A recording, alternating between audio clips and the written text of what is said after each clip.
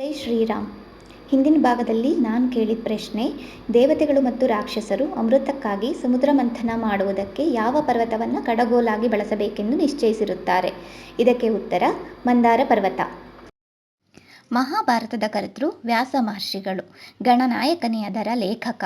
ಸತ್ಯವತಿ ಮತ್ತು ಪರಾಶರರ ಪುತ್ರರಾದ ಕೃಷ್ಣದ್ವೈಪಾಯನರು ದ್ವೀಪದಲ್ಲಿ ಹುಟ್ಟಿದ್ದರಿಂದ ದ್ವೈಪಾಯನರೆಂದು, ಪರಾಶರರ ಪುತ್ರರಾದ್ದರಿಂದ ಪಾರಾಶರ್ಯರೆಂದು, ವೇದಗಳ ವಿಭಾಗ ಮಾಡಿದ್ದರಿಂದ ವೇದವ್ಯಾಸರೆಂದು, ಬದರಿ ಕ್ಷೇತ್ರದಲ್ಲಿ ಆಶ್ರಮವನ್ನು ಮಾಡಿಕೊಂಡಿದ್ದರಿಂದ ಬಾದರಾಯಣರೆಂದು ಕರೆಯಲ್ಪಡುತ್ತಾರೆ. ಇವರು ಶಕ್ತಿ ಮಹರ್ಷಿಯ ಮೊಮ್ಮಗ, ಪರಾಶರರ ಪುತ್ರ ಹಾಗೂ ಶುಕಬ್ರಹ್ಮರ್ಷಿಯ ತಂದೆಯಾಗಿದ್ದಾರೆ.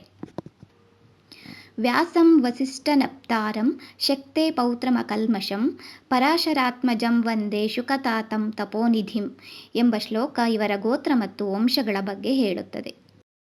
ವೇದವ್ಯಾಸರ ಆಶ್ರಮವು ಹಿಮಾಲಯದಲ್ಲಿ ಉಂಟು ಎಂಬುದಕ್ಕೆ ವ್ಯಾಸಗುಹಾ ಎಂದು ಪ್ರಸಿದ್ಧವಾಗಿರುವ ಹಿಮಾಲಯ ಪ್ರದೇಶವು ಆಧಾರವಾಗಿದೆ. ವ್ಯಾಸರು ಮಹಾಭಾರತಕಾರರು ಮಾತ್ರವಲ್ಲದೆ ಮಹಾಭಾರತದ ಒಂದು ಪಾತ್ರವೂ ಆಗಿದ್ದಾರೆ. ತಾಯಿ ಸತ್ಯವತಿಯ ಆದೇಶದಂತೆ ವ್ಯಾಸರ ಅನುಗ್ರಹದಿಂದ ಜನಿಸಿದವರೇ ಧೃತರಾಷ್ಟ್ರ, ಪಾಂಡು ಹಾಗೂ ವಿದುರ.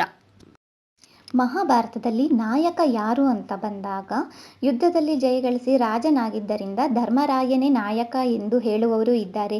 ಹಾಗೆ ಪರಾಕ್ರಮವನ್ನು ತೋರಿದ ಅರ್ಜುನನೂ ನಾಯಕ ಎಂದು ಹೇಳುವವರು ಇದ್ದಾರೆ. ಆದರೆ ಇವರಿಬ್ಬರಿಗೆ ಚೈತನ್ಯವನ್ನು ಕೊಟ್ಟವರು ಶ್ರೀಕೃಷ್ಣ ಪರಮಾತ್ಮ.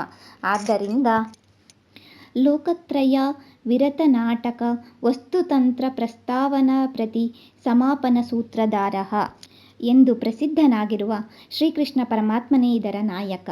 ವಿಶ್ವ ಮಹಾನಾಟಕದ ಸೂತ್ರಧಾರನೂ ಇವನೇ ಅಲ್ಲವೇ? ಅಶ್ವತ್ಥಾಮನು ಪಾಂಡವರ ವಂಶವನ್ನು ನಿರ್ವಂಶವಾಗಿ ಮಾಡಲು ಉತ್ತರೆಯ ಗರ್ಭವನ್ನು ಗುರಿಯಾಗಿಸಿ ಪ್ರಯೋಗ ಮಾಡಿದ ಬ್ರಹ್ಮಾಸ್ತ್ರದ ಹೆಸರೇನು? ಗೊತ್ತಿದ್ರೆ ಕಮೆಂಟ್ ಮಾಡಿ.